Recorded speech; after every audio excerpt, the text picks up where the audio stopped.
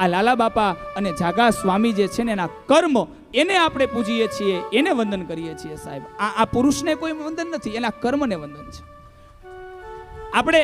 આપણી કેટલી પેઢીએ થઈ ગયા છે આપણને ખબર નથી. હવે આપણને આપણી ત્રીજી પેઢી માંડ માંડ યાદ હોય. તમે જુઓ, આપણને કોઈ દાદાનું પિતાનું નામ પૂછે તો આપણને યાદ નથી. તો તમે વિચાર તો કરો, આ લાલા બાપાના ગુણગાન ગાવા માટે અહીંયા ભેગા થયા છીએ આપણે. અને એમ કેવું હોય તો કહી શકાય, આજે સવારે જ્યારે પોથી યાત્રા નીકળી એટલે તમે તો બધા આનંદમાં હતા, આનંદ કરતા હતા. અમે તમને જોતા હતા અમારી આંખોથી. ત્યારે અમને એમ થયું કે લાલા બાપા પ્રત્યક્ષ આજે આ મલાડ ક્ષેત્રની અંદર પધાર્યા છે. ત્યારે જ આવી અદ્ભુત પોથી યાત્રા ભાગવતજીની સુંદર મજાની કે બધાએ ખૂબ આનંદ કર્યો. અને જ્યારે એ વાત આવે ને કે જ્યારે પૂર્વ જન્મ આવતો જન્મ એ જ્યારે વાત આવે ને ત્યારે એવું લાગે ક્યારેક આપણને કે ભલે ને લાલા બાપા આપણી પેઢીમાં નથી થઈ ગયા, કદાચ 7 પેઢીથી આપણા સંબંધી નથી કે કોઈ આપણે, ચાલો તમારે તો નાતમાં થઈ ગયા પણ અમારે તો એ નાત ભાઈઓ પણ નથી. પણ છતાંય સાલું એમ લાગે કે જ્યારે અહીંયા આવ્યા છે ને લાલા બાપાના સાનિધ્યની અંદર જ્યારે ગુણગાન ગાવા માટે આવ્યા છે ને ત્યારે એમ થાય કે લાલા બાપા છે ને એ આપણને સૌને એક તાંતડે બાંધવાનું કામ કરી રહ્યા હતા ઓલા જન્મની અંદર. એટલા માટે આ જન્મમાં ભેગા થયા છે આપણે. આ એને જ કરાવ્યા છે સાહેબ. હા, લાલા બાપા કંઈક સંબંધ હતો આપણો બધાનો. જે આ યજ્ઞ છે ને ભાગવત, શ્રીમદ ભાગવત જ્ઞાન યજ્ઞ, આ યજ્ઞની અંદર તનથી, મનથી કે ધનથી કોઈ પણ નાની એવી સેવા આપશે ને, યાદ રાખજો સાહેબ, એને લાલા બાપાને કંઈક સંબંધ છે ગયા જન્મનો. ત્યારે જ આ શક્ય છે, બાકી અહીંયા આવી ન શકાય, અહીંયા સેવા આપી ન શકાય.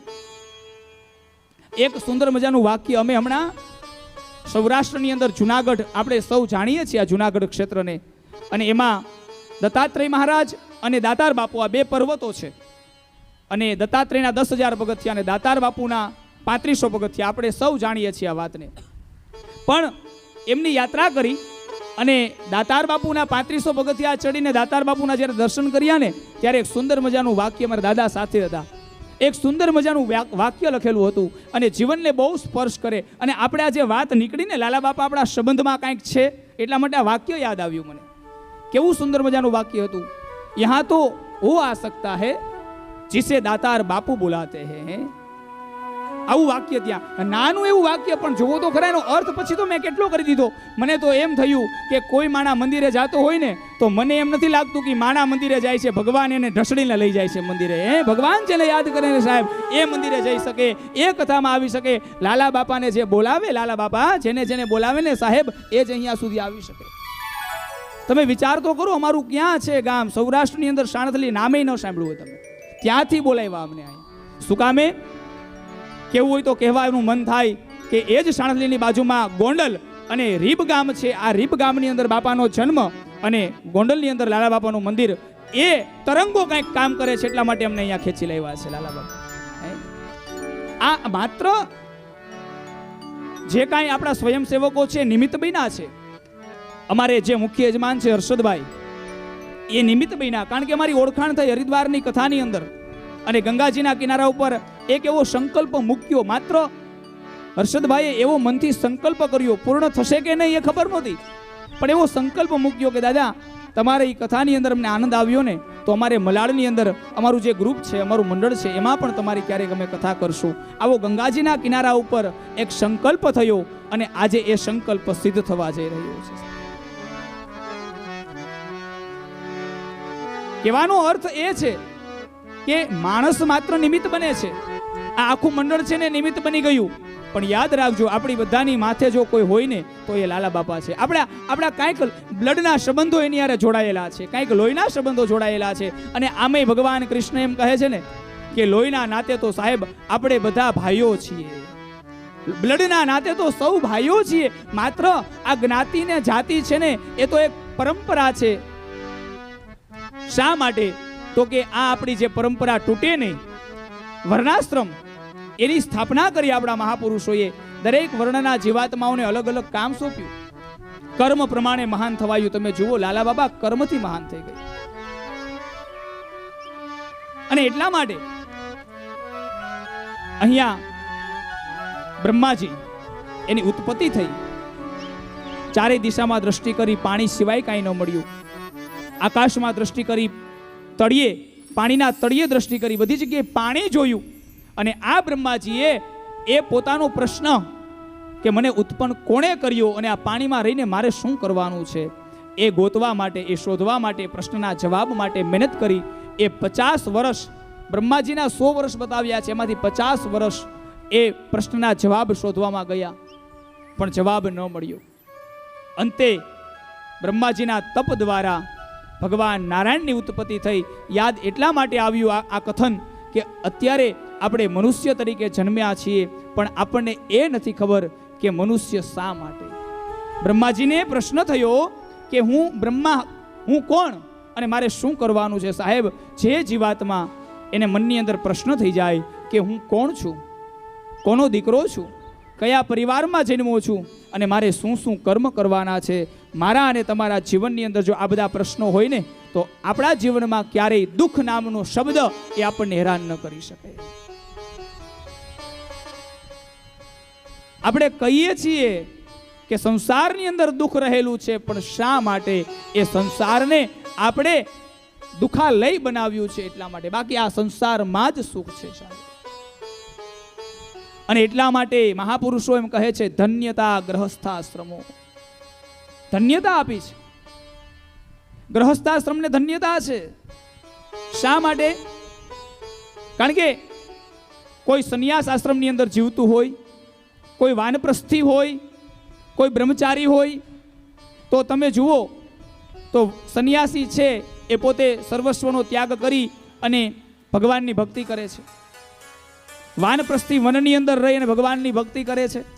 બ્રહ્મચારી છે એ ગ્રહસ્થની અંદર જોડાયા વગર ભગવાનની ભક્તિ કરે છે. પણ જ્યારે ગ્રહસ્થી, એને સંસારની અંદર જોડાવાનું, પોતાના પરિવારને સાચવવાનું, સમાજને સાચવવાનું, બધું કર્મ કરતા કરતા ભગવાનની ભક્તિ કરવાની એટલા માટે બહુ કઠિન છે. આ ગ્રહસ્થીઓ તમે જુઓ, સમય નથી અત્યારે આપણી પાસે, અને છતાં પણ એ સમયનું સેટલમેન્ટ કર્યું. સંપત્તિ અત્યારે કોની પાસે એટલી બધી છે કે જે સદકર્મ કરી શકે?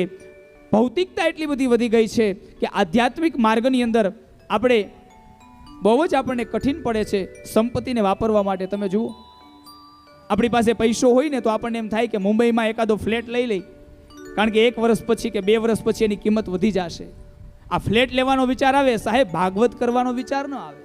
કારણ કે આપણને મનની અંદર એવું છે કે આ સંપત્તિથી ફ્લેટ આપણને સુખ આપી શકશે, ભાગવત આપણને સુખ નહીં આપી શકે. બસ આ મનના વિચારો છે, આ મનની ગ્રંથિઓ છે, એને તોડવા માટે આ ભાગવત ગ્રંથ છે. આપણને એવી ગ્રંથિ બંધાઈ ગઈ છે કે મુંબઈની અંદર જે માણસની પાસે જાજા ફ્લેટ છે ને સાહેબ, એ સુખી છે. આ ગ્રંથિને તોડવા માટે આ ભાગવત છે. એ પણ દુખી છે, એને પણ સુખ નથી.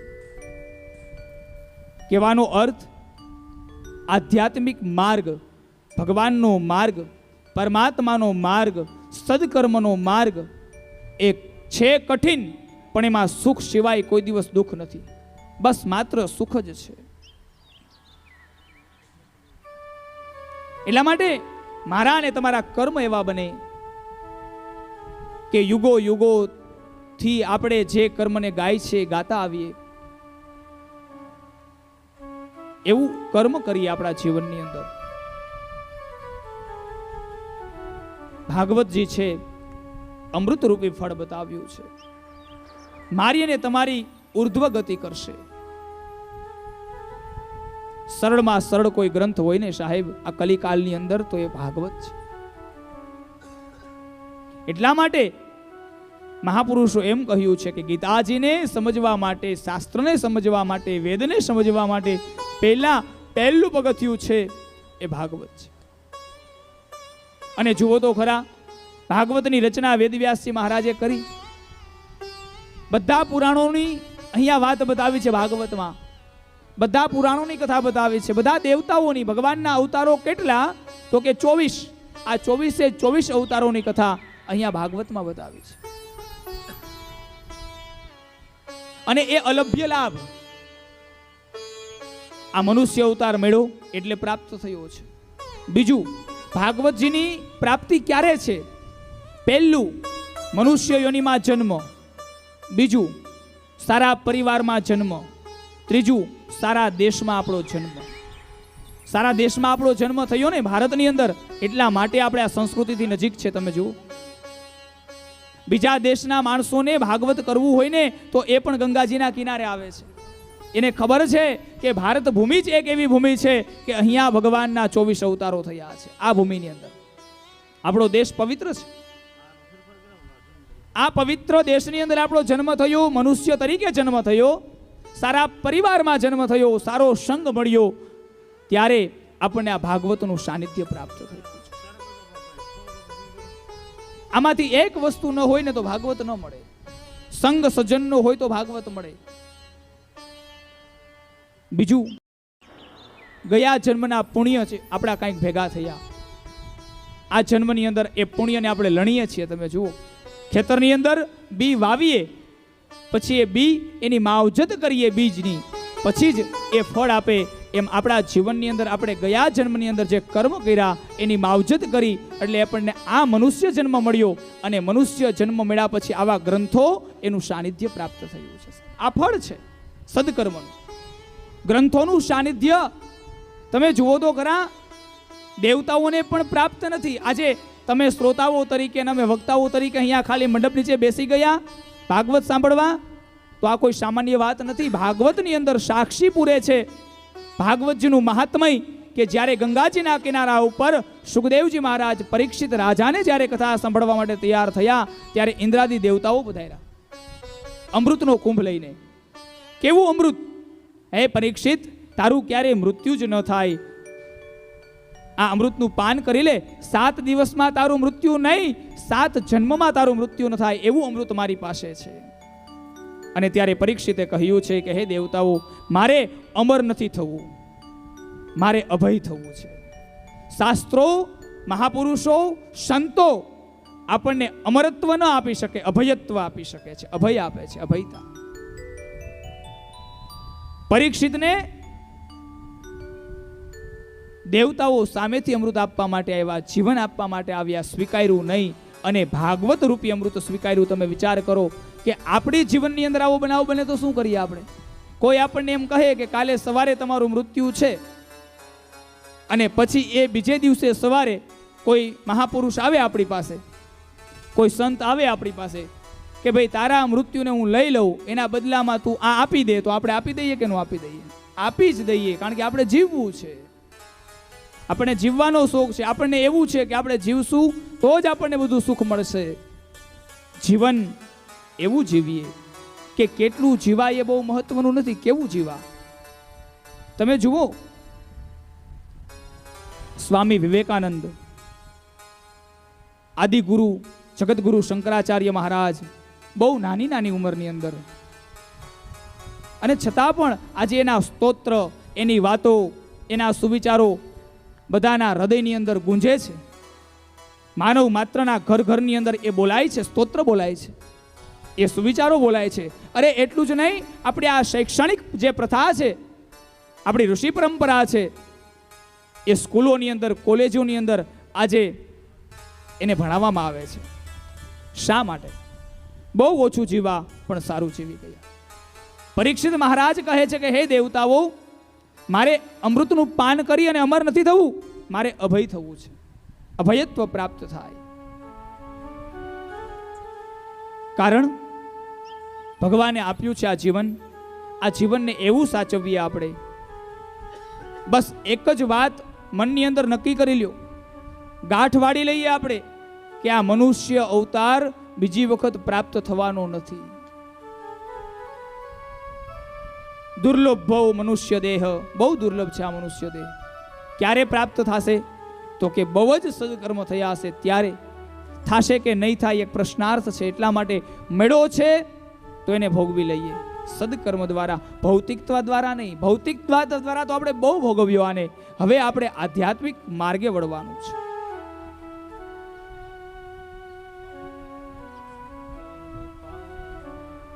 નાનામાં નાની વસ્તુ આપણા જીવનમાં આપણને મળે ને, સારી વસ્તુ, આપણને ગમતી વસ્તુ આપણને મળે ને, તો એને આપણે બહુ સાચવીએ છીએ. અને એમાંય આપણને ખબર પડે કે આ વસ્તુ હવે મળતી બંધ થઈ ગઈ છે અને આની કિંમત બહુ વધી ગઈ છે, એટલા માટે એ વસ્તુને આપણે બહુ સાચવીએ. શા માટે? એની કિંમત વધી ગઈ, મળતી બંધ થઈ ગઈ એટલા માટે. પણ આપણે એ ન વિચાર્યું કે ભગવાને આપણને આ શરીર આપ્યું છે, આની કિંમત કેટલી, હવે કદાચ મળશે કે નહીં મળે એ પણ ખબર નથી. અને એટલા માટે ભાગવત એની શરૂઆત જ સચ્ચિદાનંદ સ્વરૂપથી છે. ભગવાન સચ્ચિદાનંદ સ્વરૂપને નમસ્કાર છે. ભાગવતજીનો પહેલો જ શ્લોક મહાત્મયનો, સચ્ચિદાનંદ રૂપાય વિશ્વોત્પત્તિયાદિ હેતવે તાપત્રય વિનાશાય શ્રી કૃષ્ણાય વયમ નુમઃ. પહેલો જ શ્લોક. આ શરીર માટેની જ કથા તમે જુઓ તો ખરા. અમૂલ્યમાં અમૂલ્ય આ શરીર છે, આની કિંમત મહાપુરુષોએ બતાવી ભાગવત દ્વારા. જેને આપણે વેડફી રહ્યા છીએ અત્યારે, જે સમયને વેડફી રહ્યા છીએ, જે શરીરને વેડફી રહ્યા છીએ, ત્યાંથી પાછો વાળવાનું કામ કરે છે આ ગ્રંથો. આપણો યુગ આગળ વધ્યો, મેં કહ્યું એમ ભણતરની અંદર આગળ વધ્યો, ઇંગ્લિશની અંદર આગળ વધ્યો, સારી સારી પદવીઓ મળી, પ્રતિષ્ઠા મળી, સંપત્તિ મળી માણસોને. પણ જેટલી જેટલી પદવી પ્રતિષ્ઠા જેટલી પ્રાપ્ત થઈને એટલી સંસ્કૃતિ ઘટતી ગઈ. તમે જુઓ અહીંયા કથા શરૂ છે એટલા માટે તમે જોઈ શકો છો કે આ કથા મંડપની અંદર નિઃશુલ્ક છે બધાને આવવાનું. કોઈની પાસે સંપત્તિ લેવામાં નથી આવી, કોઈ બહાર બેઠું નથી કે ભાઈ આટલી ટિકિટ આપો તો જ અંદર એન્ટ્રી. એટલા માટે આપણે આટલા જ માણસો છીએ. આની આજ કથાની બહાર ટિકિટ મૂકો એટલે આશ્ચર્ય થાય કે એવી બધી કઈ કથા કે કથાની અંદર ફી ભરવી પડે. ટોકીજમાં પિક્ચર જોવા જઈએ આપણે, પૈસા દેવા પડે, તો ત્યાં તમે જુઓ સીટ નથી મળતી, બોલો ત્યાં બેસવાની. કહેવાનો અર્થ એ છે કે જે મફતમાં મળ્યું છે ને સાહેબ, એનું મૂલ નથી કર્યું આપણે. ભગવાન આપણને સસ્તો મળી ગયો એટલા માટે ભગવાનને ઓળખી ન શક્યા. આ ગ્રંથો આપણને એમને હાલતા ચાલતા માર્ગે મળી ગયા એટલા માટે આપણે એની ઓળખાણ નથી થઈ. પરમાત્માએ આપણી પાસે આની સંપત્તિ નથી માગી, આનું મહેનતાણું નથી માગ્યું, એટલા માટે આપણા આનાથી બહુ દૂર થઈ ગયા. આપણે કહીએ કે ચાલો ભાગવત કથા બેઠી છે, 7 દિવસ સુધી ભાગવત સાંભળવા જવું છે, તો કે સમય નથી. આપણે પહેલો જ પ્રશ્ન આ છે, એમાં આ મહાનગરની અંદર સમય નથી માણસની પાસે. છોકરાઓને આપણે એમ કહીએ કે છોકરાઓને લેતા આવજો, અરે દાદા એનું સ્ટડી બગડે, એનો વિદ્યા અભ્યાસ બગડે, એનું ભણતર બગડે. તો તમે તમારા મનને વિચારો સાહેબ, એક વખત તમારા મનને પૂછો કે ભાગવતમાં આવવામાં જ સમય બગડે છે, સમય નથી. પિક્ચરો જોવા તમારા સંતાનો જાય છે કે નથી જતા? સારી હોટલોમાં જમવા જાય છે કે નથી જતા?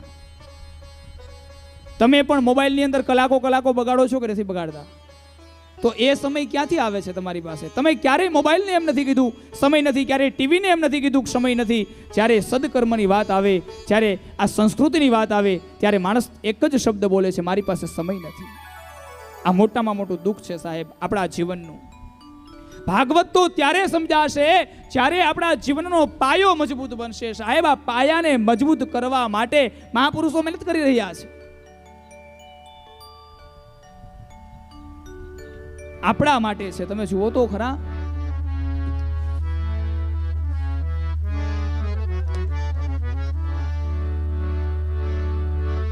આપણા માતા પિતા, અથવા તો આપણે અહીંયા બધા માતા પિતા બેઠા હોય, આપણા સંતાનો આપણે ત્યાં હોય, આપણને કોઈને દીકરો કોઈને દીકરી, અત્યારે જે મહેનત કરીએ આપણે, જે સંપત્તિ કમાઈ છીએ, આપણે પૈસો ભેગો કરીએ છીએ, કોના માટે? આપણને કોઈ પૂછે તો તરત જ આપણે એમ કહીએ કે આપણા સંતાનો માટે, અમારા દીકરાઓ માટે. એના માટે આપણે તનતોડ મહેનત કરીએ છીએ. જ્યારે આપણા વંશજોએ, આપણા ઋષિઓએ, આપણા માતા પિતાએ આપણને સંસ્કૃતિનો વારસો આપ્યો, આપણે હવે સંપત્તિનો વારસો આપવા માટે તૈયાર થયા છે. એ સંપત્તિનો વારસો ત્યારે જ ટકશે જ્યારે સંસ્કૃતિનો વારસો હશે. આપણા પાયામાં સંસ્કારો પડેલા છે, સંસ્કૃતિ પડેલી છે.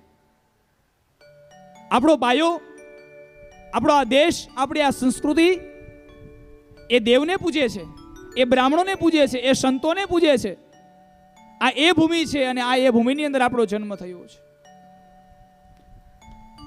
એટલા માટે ભાગવતનું ફળ શું? આમ તો પેલા સમજી ગયા કે ભાગવત એ જ ફળ છે, પણ ભાગવતનું ફળ છે ને એ મહાત્મયમાં કહ્યું છે ભક્તિ, જ્ઞાન અને વૈરાગ્ય. આ ભાગવતનું ફળ છે. સત્ય સ્વરૂપે પરમાત્માના ચરણોમાં વંદન કરવાથી ભક્તિ, જ્ઞાન અને વૈરાગ્યની પ્રાપ્તિ થાય છે. ગમે એટલી સંપત્તિ હોય આપણી પાસે, જ્ઞાનને ખરીદી ન શકાય, ભક્તિની ખરીદી ન થાય, વૈરાગ્યની ખરીદી ન થાય. ભક્તિ, જ્ઞાન અને વૈરાગ્ય એ ભાગવતથી જ પ્રાપ્ત થાય છે. અને એટલા માટે પહેલો શ્લોક કયો હતો? સચ્ચિદાનંદ રૂપાય. ભગવાનનો પરિચય છે. જે ભગવાનના આપણે ગુણાનુવાદ ગાવાના છે એ ભગવાનનો પરિચય, એ ભગવાનની ઓળખ.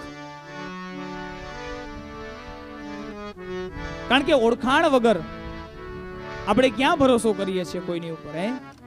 અજાણ્યા માણસ ઉપર ક્યાં આપણે ભરોસો કરીએ છીએ? એટલા માટે ઓળખાણ છે પહેલા જ શ્લોકની અંદર. શું કામે ઓળખાણ? એટલા માટે કે જે પરમાત્માને આપણે ગાવાના છે એને આપણે ઓળખી તો લઈએ, તો જ એમાં શ્રદ્ધાની ઉત્પત્તિ થાય, તો જ વિશ્વાસની ઉત્પત્તિ થાય. અને શ્રદ્ધાવાન લભતે ફલમ. જેને શ્રદ્ધાની ઉત્પત્તિ થઈ, જેના હૃદયની અંદર, એને ફળની પ્રાપ્તિ છે. આટલા બધા શ્રોતાઓ અહીંયા કથા સાંભળવા માટે બેઠા છે. દરેકને ફળ મળશે એવું નથી કે કોઈને નહીં મળે, પણ ફળના પણ પ્રકાર છે. તમે જુઓ, ગૌકર્ણ મહારાજે મહાત્મયની અંદર બતાવ્યું, ધુંધુકારી, ગૌકર્ણનો ભાઈ, આત્મદેવના દીકરા એવા ધુંધુકારી, એને પ્રેત યોનિની પ્રાપ્તિ થઈ. અને જ્યારે ગૌકર્ણ મહારાજે આત્મદેવ એ તપશ્ચર્યા કરવા માટે ગયા અને ભગવાન સૂર્યનારાયણની સાક્ષીએ જ્યારે ધુંધુકારીનું મૃત્યુ થયું, અકાલ મૃત્યુ જેને આપણે કહીએ છીએ ને, અકાલ મૃત્યુ, સમય ન હોય અને મૃત્યુ થાય જીવાત્માનું, જેને આપણે અકાલ મૃત્યુ કહીએ. નાની ઉંમરમાં મૃત્યુ થયું, કારણ કે પાપ એટલું વધી ગયું હતું ધુંધુકારીનું. તો એ અકાલ મૃત્યુ થયું, પ્રેત યોનિની પ્રાપ્તિ થઈ. ગૌકર્ણ મહારાજે ગયાજીએ શ્રાદ્ધ કર્યું, તો એને પિતૃગતિની પ્રાપ્તિ ન થઈ, સદગતિની પ્રાપ્તિ ન થાય. અને એટલા માટે આ ગૌકર્ણ મહારાજે સૂર્ય ભગવાનને પ્રશ્ન કર્યો કે હે ભગવાન, મારા ભાઈ છે ધુંધુકારી, એને મુક્તિની પ્રાપ્તિ કઈ રીતે? ત્યારે ભગવાન સૂર્યનારાયણ કહે છે સપ્તાહ વાચનમ કુરુ. હે ગૌકર્ણ મહારાજ, ભગવાન સૂર્યનારાયણ બોલે છે, હે મહારાજ, તમે તમારા ભાઈ જે છે ધુંધુકારી, એને પાપ કર્યું છે, એ પ્રેત યોનિમાં છે, એને પ્રેત યોનિમાંથી મુક્ત કરવા માટે તમે ભાગવત કથા શ્રવણ કરાવો. અને ગૌકર્ણ મહારાજે ભાગવત કથાનું આયોજન કર્યું. ધુંધુકારીને આવાહન કર્યું, બોલાવ્યો કે હે ભાઈ, તું જે યોનિમાં હોય એ યોનિમાંથી તું અહીંયા પધાર. ભાગવત કથા તારી પાછળ તને મોક્ષ માટે છે, તને ગતિ પ્રાપ્ત થાય એના માટે છે. પણ જુઓ, અહીંયા તફાવત બતાવ્યો શ્રોતાઓના શ્રવણની અંદર, કથાના શ્રવણની અંદર. કેટલો તફાવત? તો કે 7 દિવસ પૂરા થયા. આમ તો એમ બતાવ્યું છે કે આ વાસ છે ને, એમાં જ ધુંધુકારીનું આવાહન થયું, પ્રેતનું આવાહન થયું. એટલા માટે જ્યાં ભાગવત કથા થાય ને ત્યાં વાસની સોટી રાખવામાં આવે છે, 7 ગાંઠવાળી. પિતૃઓનું આવાહન થાય છે એની અંદર. અને ભાગવતમાં એવું લખ્યું કે એક દિવસ પૂરો થયો એટલે એક ગાંઠ તૂટી, બીજો દિવસ પૂરો થયો એટલે બીજી ગાંઠ તૂટી, ત્રીજો દિવસ પૂરો થયો એટલે ત્રીજી ગાંઠ તૂટી. આમ કરી અને 7 દિવસ પૂરા થયા એટલે વાસ ફાટ્યો અને એમાંથી ધુંધુકારી પ્રેતની ઉત્પત્તિ થઈ અને ભગવાનના ધામની અંદર ગયો. એવી કથા છે. પણ જો સમજાય નહીં ને તો આપણે દરરોજ સાંજે જોવા આવીએ કે અહીં તો ગાંઠ તૂટતી નથી. સમજાણી ન હોય ને આ કથા, તો ખાલી એટલું વાંચી નાખો તમે કે 7 દિવસમાં 7 ગાંઠ તૂટી, આટલું તમે વાંચી નાખ્યું, પછી એની સમજણ નથી તો શું કરવાનું? તો કે વાસ જોવા માટે આવીએ આપણે, આ તૂટતો તો નથી, તો ભાગવત ખોટું? ભાગવતમાં લખ્યું છે એ ખોટું? તો કે નહીં. મહાપુરુષોનો જે ભાષા છે એ ગૂઢ ભાષા છે, સમાધિ ભાષા છે. એને સમજવાની કોશિશ કરી મહાપુરુષોએ કે 7 ગાંઠ એટલે મારા અને તમારા જીવનની 7 ગાંઠ, કામ, ક્રોધ, લોભ, મોહ, મત્સર, વિદ્યા, અહંકાર, આ 7 ગાંઠો મારા અને તમારા જીવનમાંથી તૂટે ત્યારે જ તમારા પિતૃઓને સદગતિની પ્રાપ્તિ થાય સાહેબ. ત્યાં સુધી ન થાય. ખાલી પાણી રડવાથી પિતૃઓને પ્રાપ્તિ ન થાય સદગતિની. મારા અને તમારા જીવનમાં જ્યારે કામ, એની ઉપર વિજય મળી જાય, તમારા પિતૃઓ રાજી થાય, મારો દીકરો કામ ઉપર વિજય મેળવી અને આજ મારી પૂજા કરી રહ્યો છે સાહેબ, મારો દીકરો લોભ ઉપર આજે વિજય મેળવી અને દાન કરી રહ્યો છે આ સંસારની અંદર. જ્યાં પણ પિતૃ હોય ત્યાં એને આશીર્વાદ પ્રાપ્ત થાય. આ એ સાતગાંઠ તોડવાની વાત છે.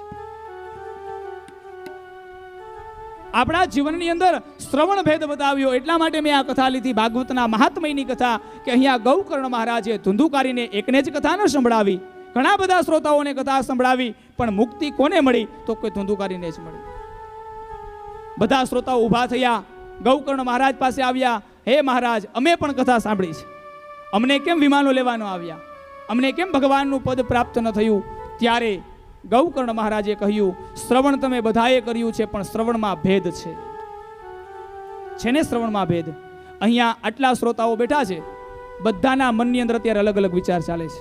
બધાના મનની અંદર, કોઈ ફેક્ટરીએ છે, કોઈ દુકાને છે, કોઈ કથામાં છે, કોઈ રસોડામાં છે. બધા ભલે શરીરથી આપણે બેઠા છીએ અહીંયાથી, પણ મનથી આપણે ક્યારેક અહીંથી બહાર વૈયા જઈએ છીએ. ધુંધુકારી છે એ વાસની અંદર બિરાજમાન થયો તો પોતાના મનથી, પોતાના એક ચિત્તે ભગવાનની કથા સાંભળી પોતાનું મન એને નક્કી કરી નાખ્યું. એક ધુંધુકારી અને એક પરીક્ષિતે નક્કી કરી નાખ્યું કે આ 7 દિવસ છે ને એ મારા માટે અમૂલ્ય ક્ષણ છે. 7 દિવસનો સમય, બસ મારે હવે બીજે ક્યાંય ભટકવું નથી, મારે બીજે ક્યાંય જવું નથી. આવા ભાગવતની અંદર અનેક ઉદાહરણો. આગળ જળ ભરતની કથા આવશે, જેના 3 જન્મ થયા છે. પેલો જન્મ ભરતજી તરીકે, પણ એ જન્મની અંદર હરણની યોનિની અંદર આસક્તિ થઈ, હરણના બચ્ચામાં આસક્તિ થઈ, એટલા માટે બીજો જન્મ હરણ તરીકે. શાસ્ત્ર એમ કહે છે, ભાગવત એમ કહે છે, જેવી મતિ એવી ગતિ. આ શાસ્ત્ર એમ કહે છે કે જીવાત્મા અંત સમયે જેવો જેવો વિચાર કરે એવો એવો એનો બીજો જન્મ થાય છે. આ એનો પુરાવો છે ભાગવતની અંદર. જળ ભરતને હરણની યોનિની અંદર મતિ રહી ગઈ એટલે હરણ બનવું પડ્યું, પણ હરણ બન્યા પછી એને નક્કી કર્યું કે મારે હરણ શા માટે બનવું પડ્યું? મારી આસક્તિ હતી એટલા માટે. હવે આ યોનિમાં હું કોઈ જગ્યાએ આસક્ત નહીં થાવ, અને પોતાની હરણની યોનિ હતી એ આસક્ત થયા વગર પૂર્ણ કરી, એટલે પાછો બ્રાહ્મણ તરીકેનો જન્મ થયો. ત્યાં પણ જળ ભરત તરીકે તેનો જન્મ થયો. એક જીવાત્માના 3 જન્મ, અને 3 જન્મ પછી પરમાત્માના પદની પ્રાપ્તિ. ઘણા જીવાત્માને 1 જન્મ અને 1 જન્મ પછી પરમાત્માની પ્રાપ્તિ. પરમાત્માનું પદ આપે છે, અભયત્વ આપે છે. ભગવાનનું પદ, ભગવાનનું શરણ, ભગવાનની કથા શ્રવણ, સ્મરણ સ્મરણ ને કીર્તન, આ અભયત્વ આપે છે. એટલા માટે કથા છે એ શ્રવણ કરવી, પણ કઈ રીતે? એક ચિત્તે. ભગવાનની કથા શ્રવણ કર્યા પછી એનું મનન થાય. આપણા જીવનની અંદર એકાદી ગાંઠ તૂટે, 7 માંથી 1 ગાંઠ, 7 ગાંઠ કોણ તોડી શકે? એ તો મહાપુરુષો હોય તેનાથી તૂટે. એકાદી ગાંઠ તૂટી જાય, કામની, ક્રોધની, લોભની, તો આપણા પિતૃઓ છે તેને સદગતિની પ્રાપ્તિ થાય. એટલું જ નહીં, આપણા ગયેલા પિતૃઓની તો સદગતિ પ્રાપ્ત થાય, પણ આપણા આવનારા જે વંશ છે એ પણ સંસ્કૃતિની સ્થાપના કરી શકે. આ સંસારની અંદર મહાપુરુષોએ બતાવ્યું. ભાગવત ગ્રંથ છે અમૂલ્ય ગ્રંથ. એવી એવી કથાઓ રહેલી છે આની અંદર કે જે કથા દ્વારા આપણું જીવન પરિવર્તિત થાય છે. એટલા માટે આની પાછળ દોટ છે. ભગવાન કૃષ્ણની કથા, ભગવાન રામની કથા, ભગવાનના ભક્તોની કથા, એની પાછળ દોટ એટલા માટે છે કે આપણું જીવન પરિવર્તિત થાય છે, એમાંથી કંઈક શીખવા મળે છે. વિચાર કરો, 5,500 વર્ષ જે ગ્રંથને થઈ ગયા, જે ભગવાનની કથાને થઈ ગયા, જે ભગવાન કૃષ્ણની લીલાને થઈ ગયા, એને સાંભળવા માટે આજે પણ એમના ભક્તજનો દોડી દોડી અને ભગવાનની કથા શ્રવણ કરવા માટે આવે છે. જ્યાં હોય ત્યાંથી દોડી દોડીને આવે છે. પરમાત્માનું ચરિત્ર એવું છે, ભગવાનની કથા, ભગવાનની લીલા એવી છે, આપણને ધન્યતા અનુભવાય છે, આનંદની અનુભૂતિ કરાવે છે. અને એટલા માટે ભગવાનનો પરિચય સચ્ચિદાનંદ સ્વરૂપ, પરમાત્માના પરિચયની અંદર પેલા પરમાત્માનો સ્વરૂપ પરિચય છે. સ્વરૂપ કોને કહ્યું છે? આપણે બધા શું જોઈએ છીએ? આપણે રૂપ જોઈએ છીએ. રૂપ અને સ્વરૂપની અંદર ફેર બતાવ્યો છે. મનુષ્ય એ રૂપ જોવે, અહીંયા ભગવાનના સ્વરૂપનું દર્શન છે. સૌ પ્રથમ પહેલા બતાવ્યું સત, ચિત્ત અને આનંદ સ્વરૂપ. પરમાત્માનું સ્વરૂપ કેવું છે? સત્ય સ્વરૂપે પરમાત્મા છે. પરમાત્મા ચૈતન્ય સ્વરૂપે છે. સત એટલે સત્ય, ચિત્ત એટલે ચૈતન્ય, સત, ચિત્ત અને આનંદ. આનંદ સ્વરૂપે પરમાત્મા છે. જેની પાસે જવાથી પણ આનંદની પ્રાપ્તિ થાય એવો કોઈ જીવ એ પરમાત્મા છે. અહીંયા ભાગવત છે એ ભગવાનનું વાંગમય સ્વરૂપ છે. આનંદની અનુભૂતિ કરાવે છે. તમે જુઓ, અહીંયા જ્યાં સુધી છે આ મંડપની અંદર, ત્યાં સુધી આનંદ છે. શા માટે? કારણ કે આનંદ છે એ પરમાત્માની પ્રાપ્તિ આનંદ દ્વારા થાય, અને આનંદ પરમાત્માની નજીક જવાથી થાય છે. આનંદ અત્યારે આપણને આનંદની પ્રાપ્તિ થઈ છે. ભગવાનના દર્શનથી આનંદ પ્રાપ્ત થાય છે. તો એ આનંદ સ્વરૂપ પરમાત્મા છે, સત્ય સ્વરૂપે પરમાત્મા છે, ચૈતન્ય સ્વરૂપે પરમાત્મા વિરાજમાન. એવા સતચિત અને આનંદ સ્વરૂપ પરમાત્માના ચરણોમાં વંદન. બીજું આ જ શ્લોકની અંદર બીજું પદ બતાવ્યું, સચ્ચિદાનંદ રૂપાય વિશ્વોત્પત્યાદિ હેતવે. પરમાત્માનું સ્વરૂપ પરિચય. હવે ભગવાનનો કર્મ પરિચય. ભગવાનનું કર્મ શું? પરમાત્માનું કર્મ છે ઉત્પત્તિ, સ્થિતિ અને લય. આ જીવાત્મા છે ને, એને ઉત્પન્ન કોણ કરે? પરમાત્મા કરે. એનું રક્ષણ પરમાત્મા અને વિનાશ પણ પરમાત્મા જ કરે છે. એટલા માટે સચ્ચિદાનંદ રૂપાય વિશ્વોત્પત્યાદિ હેતવે. તો ભગવાનને ઓળખાય જાય, ભગવાનનું સ્વરૂપ જોવાય જાય, ભગવાનનું કર્મ ઓળખાય જાય, પછી શું થાય? તો કે તાપત્રય વિનાશાય. આ જીવાત્મા 3 તાપમાંથી મુક્ત થઈ જાય. 3 તાપમાંથી. દરેકના જીવનમાં 3 તાપ છે. શાસ્ત્રોની અંદર બતાવ્યા છે આ 3 તાપ: આધિદૈવિક, આધિભૌતિક અને આધ્યાત્મિક. જેને ગુજરાતી અર્થ બતાવ્યો આધિ, વ્યાધિ અને ઉપાધિ. દરેક જીવાત્માને આ 3 દુઃખ છે. દરેકને. આપણે સૌ આવી ગયા. આ 3 તાપને હરવાનું કામ પરમાત્મા કરે. જે જીવાત્મા પરમાત્માના શરણે જાય છે, ભગવાનનું સ્વરૂપ જુએ છે, ભગવાનના કર્મનું જેને જ્ઞાન થઈ ગયું છે, એના જીવનમાં 3 તાપ છે ને એને હેરાન નથી કરતા. આધિ, વ્યાધિ ને ઉપાધિ મને તમને બહુ હેરાન કરે છે. આધિ નામનું દુઃખ કોને કીધું? આધિ નામનું દુઃખ એને કહેવાય છે કે જે વસ્તુના અભાવથી થયેલું દુઃખ, જેને આધિ કહેવામાં આવે છે. વસ્તુના અભાવથી. આપણે જે વસ્તુ જોઈએ છીએ એ નથી, એ દુઃખ છે. આ આધિ નામનું દુઃખ છે. મુંબઈમાં આપણે કેટલા વર્ષોથી આ રહીએ છીએ પણ ઘરનો ફ્લેટ નથી. આ આધિ નામનું દુઃખ છે. ભગવાને આપણને રહેવા માટે ફ્લેટ આપ્યો છે, પણ પાડોશીને ત્યાં ટીવી છે, એવું ટીવી આપણી પાસે નથી. આ આધિ નામનું દુઃખ છે. આ આધિ. પછી આવે વ્યાધિ. વસ્તુના અભાવેથી ઉત્પન્ન થયેલું દુઃખ, એનું નામ આધિ. અને હવે આવે વ્યાધિ. વ્યાધિ નામનું દુઃખ કોને છે? તો કે એ પણ આપણે સૌને છે. વ્યાધિ નામનું દુઃખ એટલે શરીરની અંદર થાય એ દુઃખ, શરીરમાં આવેલા રોગ, શરીરનું દુઃખ, એ વ્યાધિ નામનું દુઃખ છે. અત્યારે તો આપણે જોઈએ છીએ નાની નાની ઉંમરમાં રોગ આવી ગયા, કેટલા પ્રકારના રોગ. આ વ્યાધિ નામના દુઃખથી કોઈ મુક્ત નથી. આધિ નામના દુઃખથી કોઈ મુક્ત નથી. અને છેલ્લે બતાવ્યું ઉપાધિ. ઉપાધિ નામનું દુઃખ. વસ્તુ હોવા છતાં પણ સમય આપણને કામમાં નથી આવતી. આ ઉપાધિ છે. સંતાન છે પણ કયામાં નથી. ટીવી છે પણ ચાલુ નથી. ગાડી છે પણ જાવું છે ત્યાં આપણે પહોંચાતું નથી. આ ઉપાધિઓ છે બધી આપણે. આ ઉપાધિ નામના દુઃખ. આધિ, વ્યાધિ અને ઉપાધિ, આ 3 દુઃખમાં આપણે સૌ સંકળાયેલા છીએ. એમાંથી મુક્ત કરવા માટે, એમાંથી મુક્ત થવા માટે કોઈ ચમત્કાર નથી. હો, મહારાજની પાસે કોઈ ચમત્કાર નથી, ભાગવતની પાસે કોઈ ચમત્કાર નથી. પણ ભગવાનના સ્વરૂપનું દર્શન, પરમાત્માના કર્મની ઉપર શ્રદ્ધા અને વિશ્વાસ, આ બંને હોય ને તો આ 3 તાપમાંથી જીવાત્મા મુક્ત થઈ શકે. એના જીવતા જાગતા દાખલા એ આ પૂજ્ય લાલા બાપા છે સાહેબ.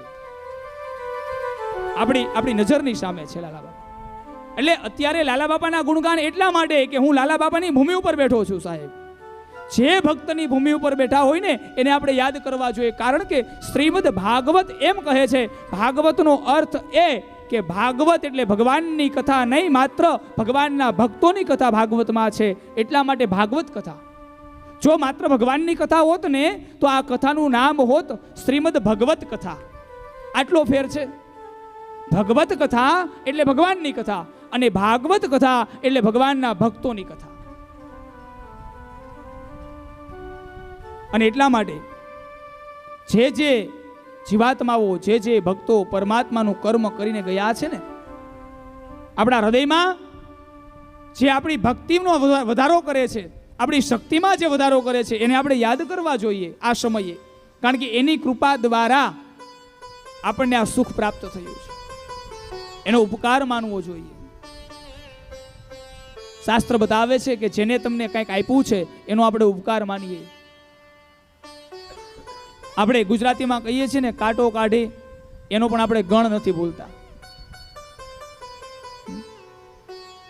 તો જેને આપણે પરમાત્માએ આપણને જન્મ આપ્યો છે તો પરમાત્માનો ઉપકાર, ભગવાનનો ઉપકાર માનીએ. કારણ કે પરમાત્માનો ઉપકાર એ પરમાત્માના ઋણમાંથી આ જીવાત્માને મુક્ત થવાની વાત છે. આપણા દરેકના જીવનમાં કંઈક ને કંઈક ઋણ રહેલા છે. આ ઋણમાંથી મુક્ત થવા માટે કંઈક અને કંઈક વિધિ વિધાન બતાવ્યા છે. તમે જુઓ, પિતૃઓના ઋણમાંથી મુક્ત થવા માટે આપણે શ્રાદ્ધ કરીએ, દેવના ઋણમાંથી મુક્ત થવા માટે આપણે યજ્ઞો કરીએ.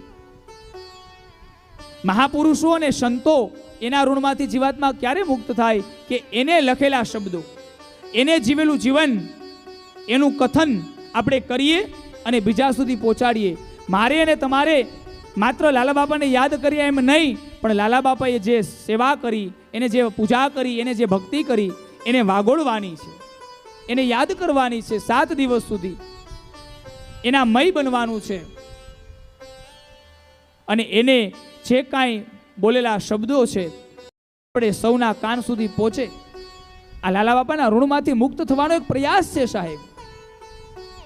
આપણને જે મળ્યું છે ને, આ યાદ રાખજો. આપણે બાપાના ઋણમાં જેમ જેમ આપણા કાર્ય આગળ વધશે ને, આ મલાડ ખીચડી મંડળ છે, લાલા બાપાનું ખીચડી મંડળ ચાલે છે, એ જેટલા આગળ કાર્ય કરતા જશે ને એટલા બાપાના ઋણમાં વધારો થતો જશે. એટલું ઋણમાંથી એ મુક્ત થતા જશે, બાપાના ઋણમાંથી.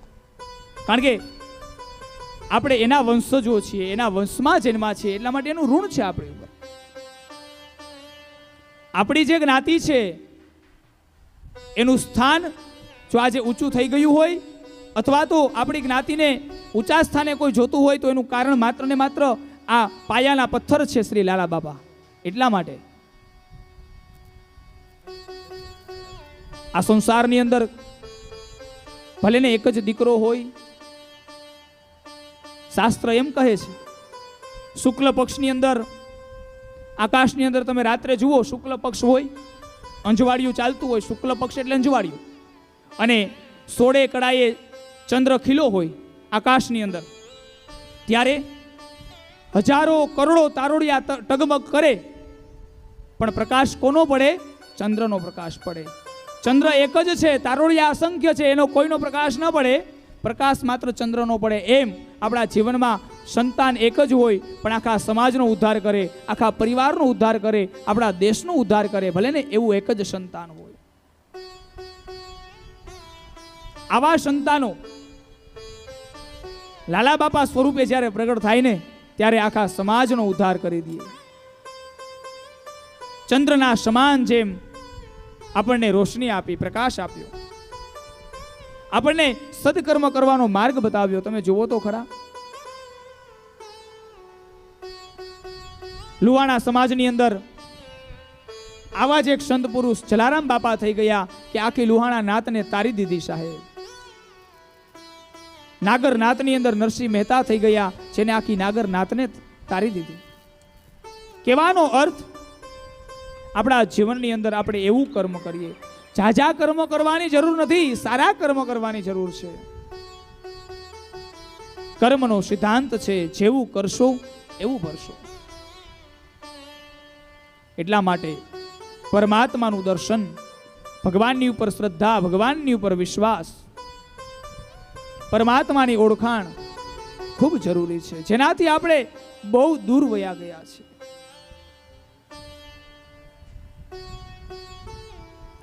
કોઈ પણ કર્મ છે તે સમજણ વગરનું થાય ને એ ક્યારેય ફળ ન આપે. આપણને એમ થાય કે આપણે યજ્ઞ કરી લઈએ અને આપણને ફળની પ્રાપ્તિ થઈ જાય, આપણને એમ થાય કે કથા સાંભળી લઈએ અને આપણને ફળ મળે. તો પહેલી વાત તો એ છે કે તમારા મનની અંદર જો ફળની આશા છે તો તમે ફળમાં બંધાયેલા છો. એ ફળ પણ કદાચ ફળ મળશે પણ એ ફળ સુખ નહીં આપી શકે. આ ફળ શબ્દ છે ને બહુ મહત્વનો છે. સદકર્મનું ફળ પણ મળી જાય પણ એ ફળ સુખ ના આપી શકે. આત્મદેવ નામના બ્રાહ્મણની સાથે આવું જ થયું. આત્મદેવ બ્રાહ્મણ હતા ને એને સંતાન ન હતું. સદકર્મ કરતા હતા, યજ્ઞ કરતા હતા, ભગવાનની પૂજા કરે, યજ્ઞ કરે. એક સંત મળ્યા એને આત્મદેવ બ્રાહ્મણને, અને આત્મદેવ બ્રાહ્મણને સંત મળ્યા એટલે એને પ્રશ્ન પૂછ્યો, જેમ આપણે બધા પૂછીએ કોઈ સંત મળે એમ, આપણું જે દુઃખ હોય ને એ દુઃખ બતાવીએ સંતને.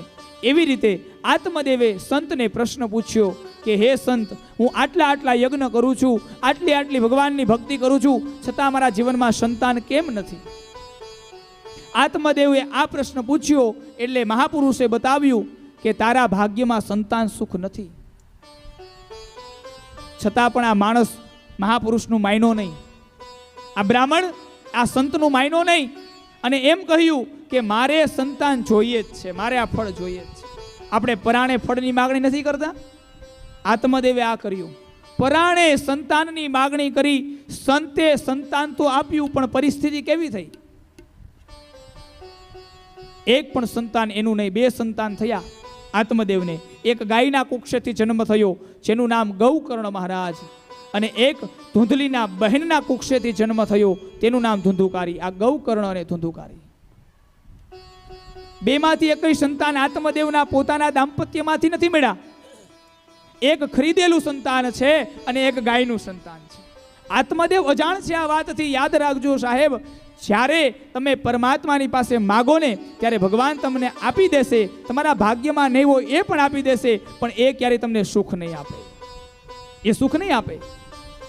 આત્મદેવના ભાગ્યમાં ન હોવા છતાં પણ સંતાન પ્રાપ્ત થયા, પણ એ સંતાનોએ, એ ધુંધુકારીએ આત્મદેવને ખૂબ દુઃખ આપ્યું, ખૂબ દુઃખ આપ્યું. એટલા માટે માગો નહીં, લાયક બનો. શાસ્ત્રની અંદર એક શબ્દ બતાવ્યો, ભગવાનની પાસે માગવા નહીં, લાયકાતથી ભગવાનની પાસે જઈએ, પરમાત્માને આપવું જ પડે, આવું જીવન બને. ભગવાન આપે જ.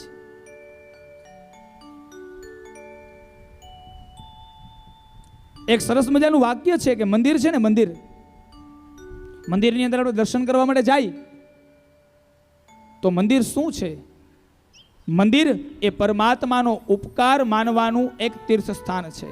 મંદિરે જવાનો અર્થ શું? આપણે બધા મંદિરે દર્શન કરવા જઈએ છીએ. મંદિરે જવાનો અર્થ એ કે હે પરમાત્મા, જે કાંઈ મારી પાસે છે એ તારી કૃપાએથી છે, એટલા માટે હું તારો ઉપકાર માનવા માટે મંદિરે આવ્યો છું. આ ભાવથી મંદિરે જવાનું હોય, એના બદલે આપણે મંદિરે જઈએ છીએ કંઈક માગવા માટે. હજી કંઈક આપો ભગવાન, હજી કંઈક આપો. આટલું પૂરતું નથી. અસંતોષ શા માટે છે? આપણને આપણા જીવનમાં અસંતોષ શા માટે છે? ભાગવત નથી સમજાણું ત્યાં સુધી અસંતોષ. જેને જેને સાહેબ ભાગવત સમજાઈ ગયું ને, સંભળાઈ ગયું એને નહીં હો, સાંભળ્યું તો ઘણાએ છે. ક્યાં સંતોષ? સાંભળી નાખવું, વાંચી નાખવું, આ વાંચીને નાખી દેવું, સાંભળીને નાખી દેવું, આ એક ગ્રંથ નથી. આ એ ગ્રંથ છે કે મહારાજ પરીક્ષિત રાજાને આ ભાગવત સમજાઈ ગયું, જે હતું એનો ત્યાગ કર્યો, હતું એનો ત્યાગ કર્યો. મેળવવાની વાત તો ક્યાં છે? તમે જુઓ તો ખરા. પરમાત્મા જે જીવાત્માને સમજાઈ જાય, એ પરમાત્મા હૃદયની અંદર ત્યાગ પહેલો આવે. અને ભાગવત એ ત્યાગનું શાસ્ત્ર છે. ભાગવત દ્વારા ત્યાગની પ્રાપ્તિ છે. વૈરાગ્ય એટલે ત્યાગ, ભ એટલે ભગવાન. આપણે ભગવાનને 5 અક્ષરમાં વેચેલા છે. તમે જુઓ, ભગવાનને આપણે ભગવાન તરીકે ઓળખીએ છીએ. ભગવાન ક્યાં રહે છે? તો કે ભ, પહેલો શબ્દ ભ. ભ એટલે ભૂમિ, ગ એટલે ગગન, વ એટલે વાયુ, અ એટલે આકાશ અને ન એટલે નીર. પૃથ્વી, જલ, તેજ, વાયુ અને આકાશ, આ પંચ તત્વોમાં જ પરમાત્મા રહેલો છે. અને એ પંચભૂતાત્મક શરીર છે આપણી પાસે. એનો અર્થ એ થયો કે આપણા હૃદયમાં જ પરમાત્મા બિરાજમાન છે. અને આપણે સંતોનો સત્સંગ સાંભળીએ ને ત્યારે આપણે આવું બહુ સાંભળીએ, આત્મા એ જ પરમાત્મા છે, આત્મા અમર છે, આત્માને અગ્નિ બાળી નથી શકતો. ગીતાજીનો શ્લોક, અગ્નિ બાળી ન શકે, પાણી એને ભીંજવી ન શકે, વાયુ એને સૂકવી ના શકે. આ આત્મા છે. આવી રીતે આપણે આત્માને ઓળખો છે. પણ એ આત્મજ્ઞાન ક્યારે પ્રાપ્ત થાય? ભગવાન કૃષ્ણએ જ્યારે અર્જુનને દિવ્ય ચક્ષુ આપીને ત્યારે એ જ્ઞાન પ્રાપ્ત થયું. આપણી પાસે ચર્મ ચક્ષુ છે, ચામડાની આંખ છે, એ બંધ થઈ જાય અને દિવ્ય ચક્ષુ ખુલી જાય, અંતર આત્મા છે એની આંખો ખુલી જાય, ત્યારે પરમાત્મા અંદર બિરાજમાન છે એનું દર્શન.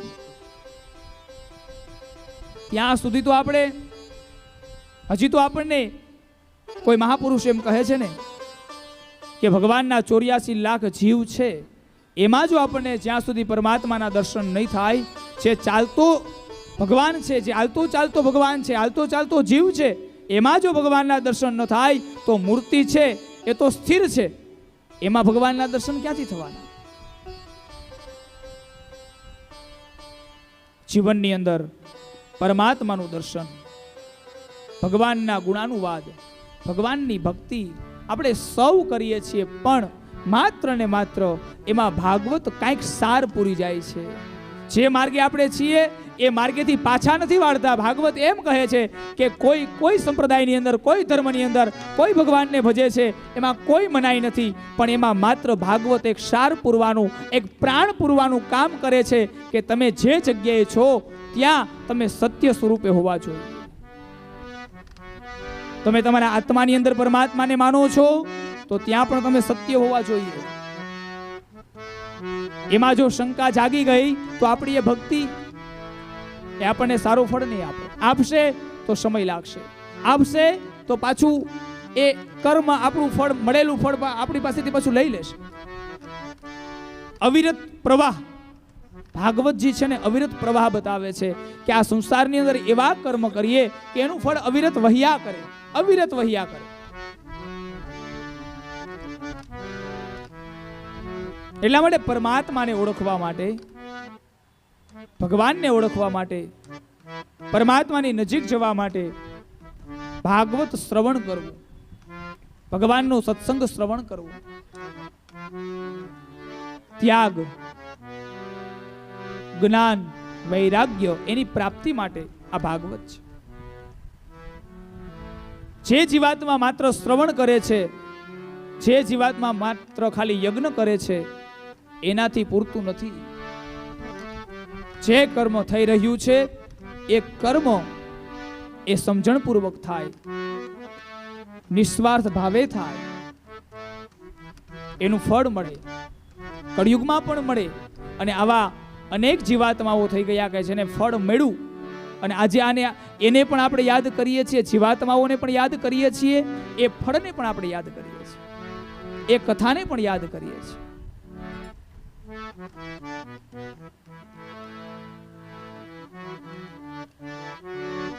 ભગવાનનું સ્મરણ કરતા કરતા ભગવાનની કથા શ્રવણ કરવી. આજથી 7 દિવસ સુધી આપણે ભગવાનની કથા શ્રવણ કરવાની છે. ભગવાનનું સ્મરણ કરતા કરતા, પરમાત્માનું કીર્તન કરતા કરતા ભગવાનની કથા શ્રવણ કરવાની. પહેલો જ શ્લોક, સચ્ચિદાનંદ રૂપાય વિશ્વોત્પત્તિયાદિ હેતવે તાપત્રય વિનાશાય શ્રી કૃષ્ણાય વયમ નમઃ. પરમાત્મા 3 તાપમાંથી આપણને મુક્ત કરે, ભગવાન આપણા 3 તાપને હરે એવા પરમાત્મા ભગવાન બાલકૃષ્ણ, જેના ચરણોમાં આપણે સૌ નમસ્કાર કરીએ છીએ. ભગવાનના ચરણોમાં નમસ્કાર કરી અને પરમાત્માની કથા મહાત્મયની કથા એને આગળ વધારીએ. 2-5 મિનિટ હરિનામ સંકીર્તન કરી અને પછી કથાને આપણે આગળ વધારીએ. તો થોડી વાર માટે માતાઓ બહેનો બધાએ સંકીર્તન કરવાનું હોય. જેને કીર્તનની અંદર રમવું હોય તો આ સાઈડમાં રમી શકે. બને બેઠા બેઠા કીર્તન કરવું હોય તો પણ કરી શકે. બધી છૂટ છે. ભાગવતમાં કાંઈ બંધન નથી. એટલા માટે પ્રેમથી આપણે થોડી વાર માટે ભગવાનને યાદ કરી અને પછી મહાત્મયને કથાને આગળ વધારીશું.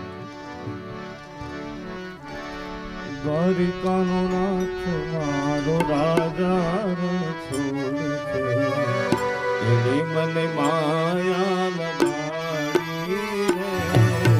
દ્વારિકાનો નાથ મારો રાજા